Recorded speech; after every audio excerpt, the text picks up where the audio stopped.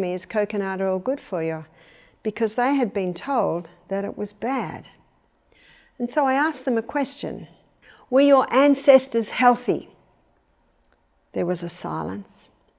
And then these 5,000 Fijians began to laugh. Because they were very healthy.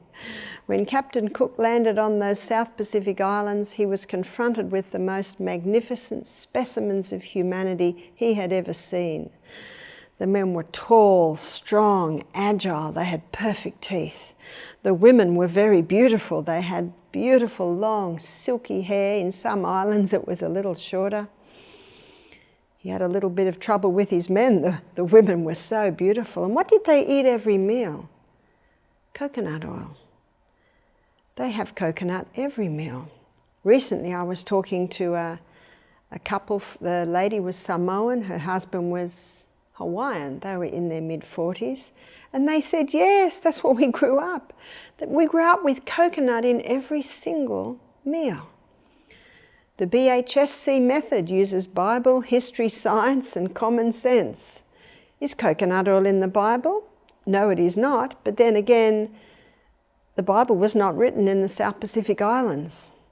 The Bible talks about olive oil because where the Bible was written, that was the oil of use at the time. The coconut has been used for centuries. And I'm very thankful for Dr. Bruce Fife, who has written many books on the coconut oil. In fact, I can't tell you how many, but I think it might be up to 6 or 7 or maybe even 8 by now. One's the miracle oil, coconut oil. Another one is coconut cures. Another one is oil pulling.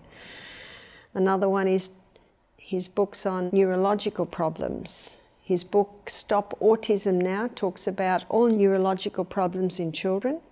And his other book, Stop Alzheimer's Now, talks about all neurological problems in adults. And the remedy is coconut oil. And he shows in there that because coconut oil is high in medium-chain fatty acids, the liver breaks it down to ketones. And he shows that ketones are neurohealers, neuroprotectors. It is a remarkable oil. I believe Dr. Bruce Fife should be receiving a Nobel Prize for his books on the coconut oil because he shows the science behind what history has already shown us, that the South Pacific Islanders endured magnificent health until the white man came with his 5 lethal whites. What are the 5 lethal whites? White rice, white flour and its products, white sugar, white salt, and the white dairy milk. It is those 5 lethal whites that are causing the problems that we see in the South Pacific Islands today. A lot of the people are obese. It's not because of the coconut oil, it's because they've stopped the coconut oil. It's because those white products gives too much glucose into the body and it has to be stored as fat. That's why they are big. And the pancreases are getting worn out. There was no diabetes, no heart disease on the island until white man came.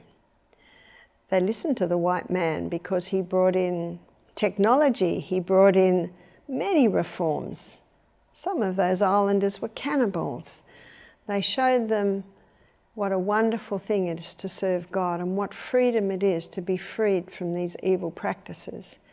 So they trusted the white man. But unfortunately, they could have shown the white man how to eat.